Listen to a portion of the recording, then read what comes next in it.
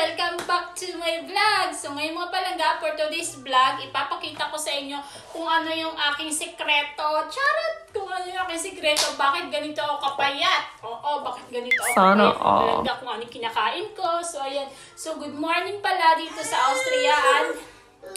Magandang hapon dyan sa Pinas. Kakagising lang namin guys. Ito si Intoy guys. Oh. Ginapitan namin siya kagabi guys. So ayan oh. Hi! Hi! Hi beautiful people! Oh, yung bangs niya, siya si ano, no! Don't get one! Si Dora. Ayan guys, nag-ano tayo ngayon, ano pangalan nito? Come here, aray ko! You pray here first.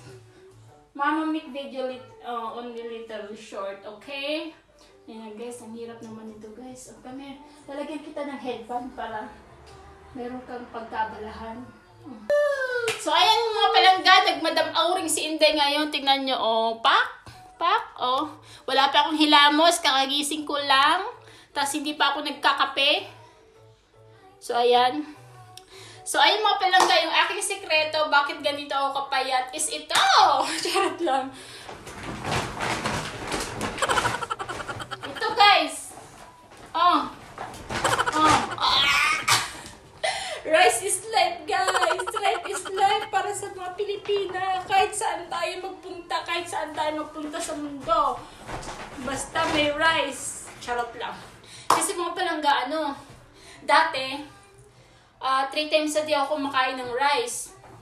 Tapos ngayon, kasi late na ako nagigising, lunch na lang, tsaka dinner ako kumakain ng rice. Tapos malakas talaga ako kumain ng rice. Tapos, pag nagtatry ako na mag-diet, tinatry ko minsan isang araw hindi ako kumakain ng rice. Tapos, bago matapos yung araw na yun, hindi ako kumain ng rice. Bawa mga 10 o'clock ng gabi, nagugutom ako. Tapos hinahanap ko yung rice. Kaya yung ginagawa ko,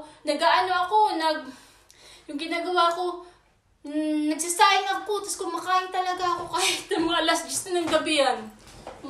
So, ayan mga palangga. Rice is life.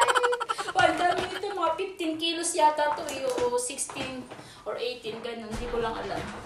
So, ayan siya. Yung asawa ko, hindi naman siya kumakain lagi ng rice. Halimbawa, sa isang beses sa isang araw lang siya kumain. Tapos, minsan, isang linggo, isang beses lang din siya kumain ng rice. More on mga bread siya, tapos mga meat, ganun. So, ayan mga palangga, ayun lang yung sikreto ko. Malakas talaga ako kumain ng kanin. Because sa akin, kanin is life. Sa asawa ko, bread is life. Pag kumakain kami lagi, sinasabi ko, rice is life. Tapos siya sinasabi niya, bread is life daw, ganyan-ganyan.